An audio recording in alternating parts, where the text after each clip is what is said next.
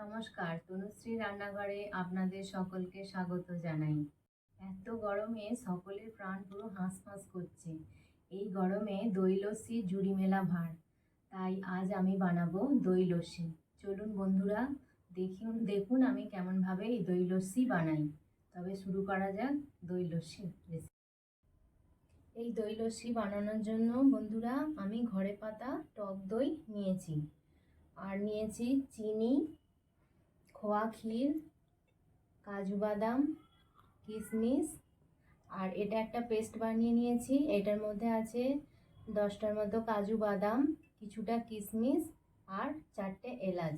এটাকে একসঙ্গে মিক্সিতে আমি পেস্ট করে নিয়েছি। আপনারা চাইলে মিক্সি না থাকলে শিলেতেও এটা পেস্ট করে নিতে পারেন। আর লাগবে বরফ, যে আমি বরফ নিয়েছি, আর লাগবে সামান্য একটু লবণ। বন্ধুরা, আপনারা তো সবসময় দোকান থেকে লস্যি কিনে খান। এইভাবে বাড়িতে একবার বানিয়ে দেখতে পারেন। খুব সহজ পদ্ধতিতে আমি বানিয়ে দেখাবো, যাতে আপনারা খুব সহজেই বাড়িতে এইভাবে বানিয়ে ফেলতে পারেন, বানিয়ে আপনার বাড়ির সকলকে খাওয়াতে পারেন। আর এই দই গরমে খাওয়া খুবই উপকারী। তাই আমি দই লস্যিটা কীভাবে বানাই সেটা দেখুন, দেখে আপনারা এইভাবে বানাবেন। খুব সহজ পদ্ধতিতেই আমি বানাবো। তাহলে শুরু করা যাক। দেখুন, আমি এরকম একটা পাত্র নিয়েছি।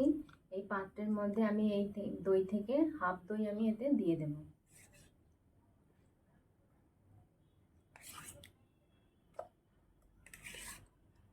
আপনারা যদি অনেকজনের জন্য বানান তাহলে অনেকটা করে দই দিয়ে দেবেন। আমি যেহেতু দুজনের জন্য বানাচ্ছি সেই জন্য আমি এটা হাফটা দেব।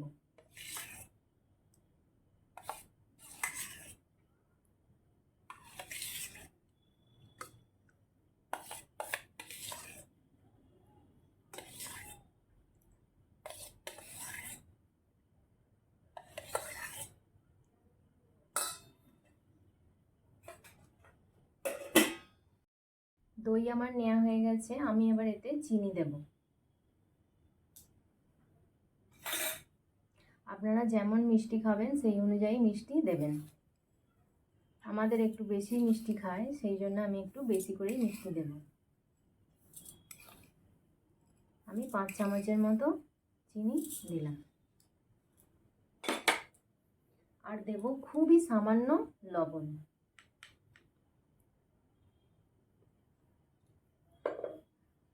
এবার আমি এরকম একটা ডালে কাটা নিয়েছি, এটা দিয়ে আমি এটাকে ভালো করে ফেটাবো।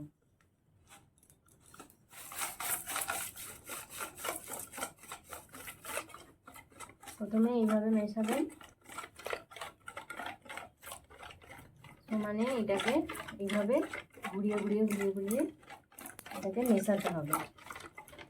যতক্ষণ না চিনিটা গলে যাচ্ছে আমি এইভাবে এটাকে মেশাতে থাকবো।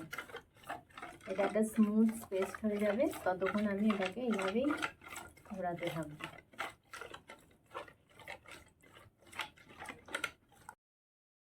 বন্ধুরা, আমার দইটা ফেটানো হয়েছে কি সেটা দেখার একটা পদ্ধতি আছে। এটা দেখুন এখনো হয়নি, কেন এইটার দেখুন একটা বুদবুদ মতো দানা দানা মতো আসছে এই ডালে কাঁটাটার মধ্যে।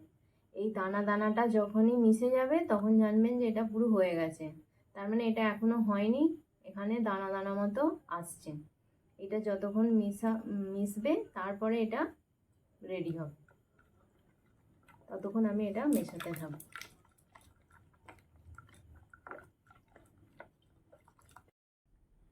এটা আমার মেশানো পুরো হয়ে গেছে, আর এটার মধ্যে দানা দানা আসছে না। এবার এতে আমি আর একটা জিনিস মেশাবো। এটা হচ্ছে এই যে আমি পেস্টটা বানিয়ে রেখেছিলাম কাজু, কিশমিশ আর এলাচের, এই পেস্টটা এবার আমি এতে দিয়ে দেব।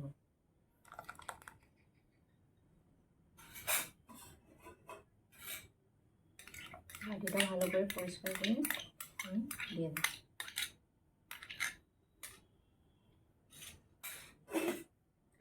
আর দেব হচ্ছে বরফটা আমি এবার দিয়ে দেব।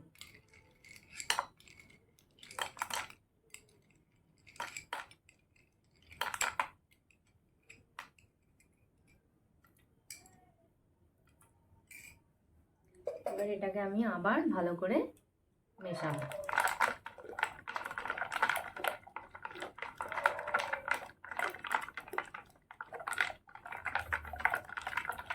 এই লস্যিটা খুবই সুস্বাদু হয়।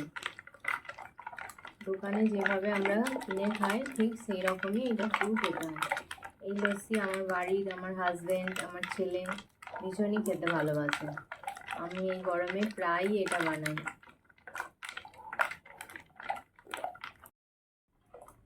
এই লস্যি খুব ঘন করলেও ভালো লাগবে না, আবার খুব পাতলাও ভালো লাগবে না। এটা মিডিয়াম ঘনত্বে আপনাকে বানাতে হবে। দেখুন আমি বানিয়েছি এটা, খুব ঘনও না আবার খুব পাতলাও না, মিডিয়াম ঘনত্বেই এটা খেতে খুব ভালো লাগবে।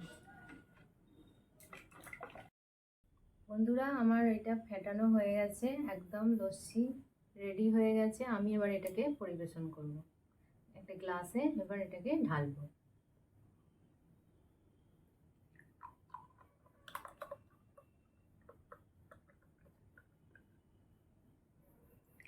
দেখুন কেমন ঘনত্বে এটা বানিয়েছি, ঠিক এইরকম ঘনত্বেই বানাবেন।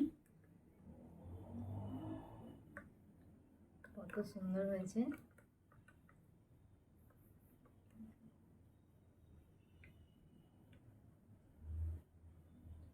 এবার আমি এটাকে ডেকোরেশন করব।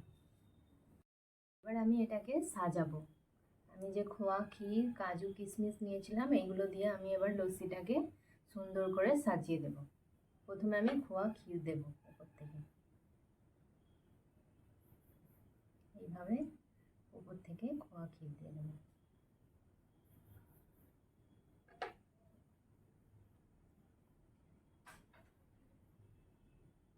কি বন্ধুরা সুন্দর লাগছে তো দেখতে, খুব সুন্দর লাগছে।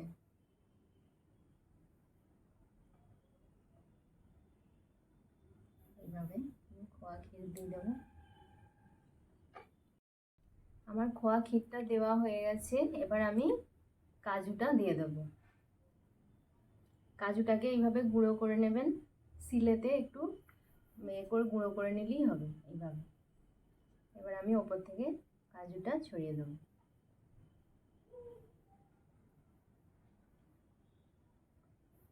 এইভাবে কাজুটা সুন্দর করে ওপর থেকে ছড়িয়ে দেবো। কাজুটা আমার দেয়া হয়ে গেছে, এবার আমি কিশমিশটা দেব। কিশমিশটা গোটা গোটাই আমি ওপর থেকে দিয়ে দেব।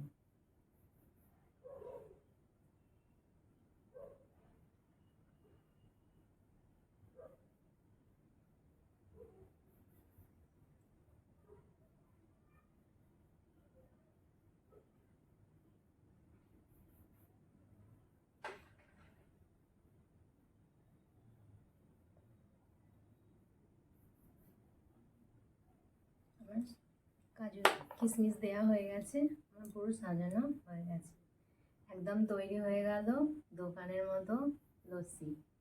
খুব সুন্দর লাগছে দেখতে। আপনাদের কেমন লাগছে বলবেন বন্ধুরা।